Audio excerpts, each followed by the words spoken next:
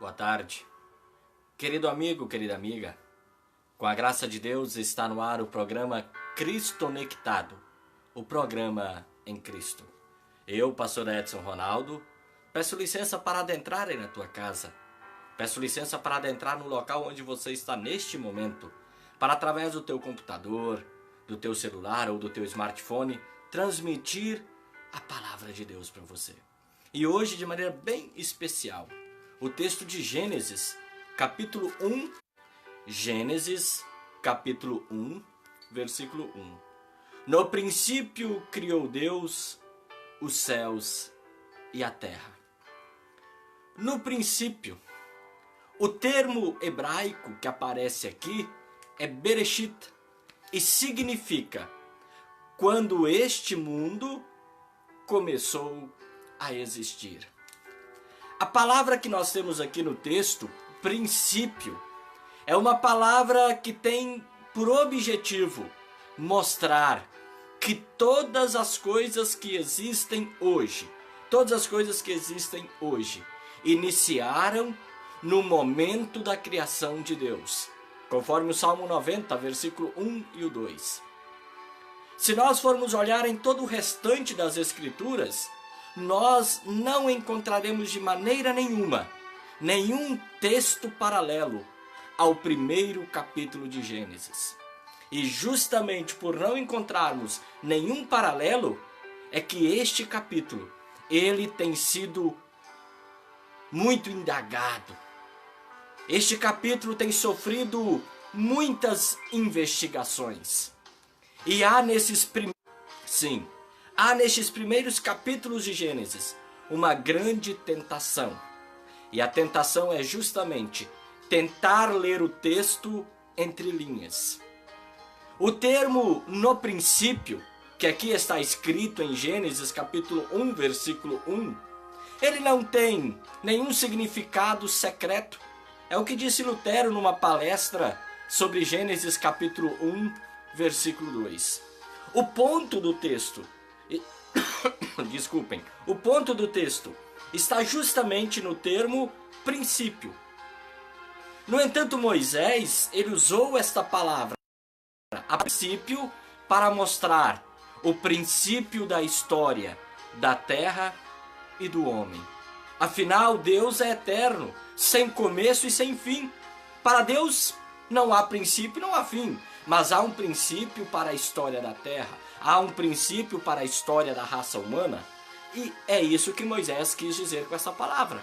No princípio, no nosso princípio. Por isso, querido amigo, querida amiga, não adianta ficar se perguntando onde estava Deus antes da criação. Onde estava Deus antes de tudo ter sido formado? Não cabe essa pergunta. Tanto que o profeta Isaías, capítulo 66, versículo 1, ele responde a essa pergunta da seguinte maneira. Isaías 66, versículo 1. Assim diz o Senhor: o céu é o meu trono e a terra o estrado dos meus pés. Não adianta ficar se perguntando onde estava Deus antes de tudo existir. É bem interessante a resposta que Agostinho ele procurava dar a esta pergunta. Agostinho escreveu certa vez, e de maneira bem jocosa, que se a pessoa perguntar onde está Deus, onde estava Deus antes do princípio, do nosso princípio, bem, ele estava preparando o inferno para aqueles que se intrometem aonde não devem. Bem jocosa essa resposta, mas é uma boa resposta. Nós não conseguimos adentrar na eternidade de Deus. A expressão no princípio, Bereshit, não é uma referência a Cristo ou a sabedoria, como muitos também têm dito. Princípio é uma palavra para início e corresponde a coisas que começam a acontecer.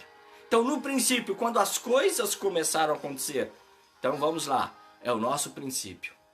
O Targum de Jerusalém, ele traduziu: em sabedoria Deus criou os céus e a terra. Moisés, ele não ignora o fato de que Deus criou tudo segundo o seu conselho ou o conselho da sua sabedoria.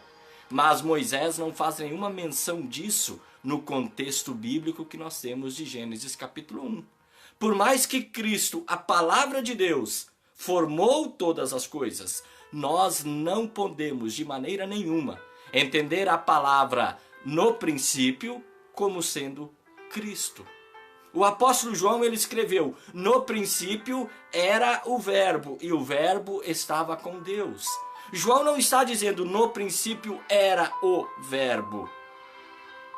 Cristo estava lá, mas no princípio quer dizer quando as coisas começaram a existir. Quando Deus as coisas tendo em consideração toda a sua criação. No princípio, Deus criou. Elohim, que aparece no texto hebraico, é uma palavra em número, é uma palavra plural. E bará é singular. Então, poderia ser traduzido assim, ou poderíamos ler o versículo assim: no princípio, Deus criou. No entanto, não é assim que nós precisamos tratar esse texto ou estes termos. Nós precisamos aqui olhar para aquilo que há de mais misterioso na palavra de Deus: a unidade na Trindade e a Trindade na unidade.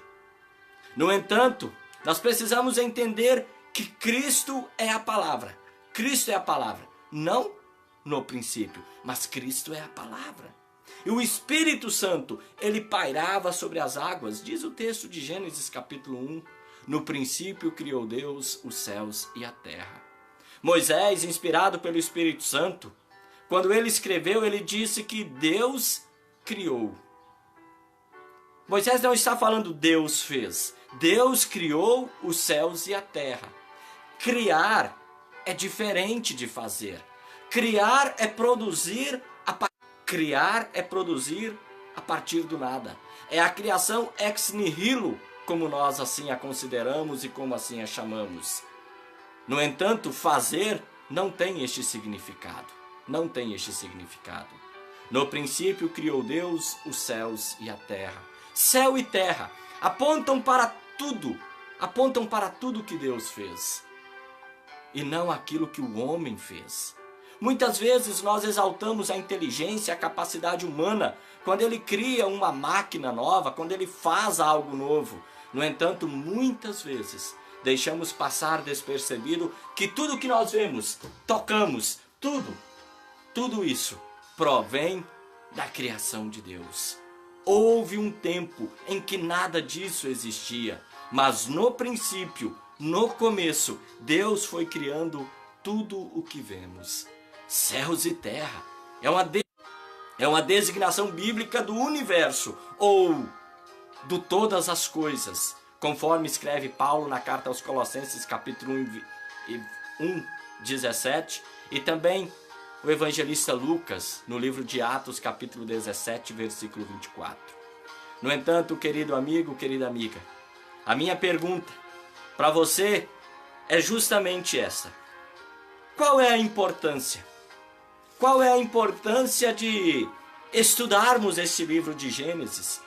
Qual é a importância de saber, ou reconhecer Deus como Criador? No princípio, criou Deus os céus e a terra. Qual é a importância de reconhecer Deus como Criador? Bem, é uma admoestação. Uma admoestação a não guardar no coração nenhuma desconsideração pela obra de Deus. As pessoas não valorizam mais a obra ou a criação de Deus. Elas não estão nem aí para a natureza. Elas não estão nem... Também são criatura de Deus. Elas não estão nem aí para as coisas que Deus criou. Não fique se perguntando por que Deus fez isso assim.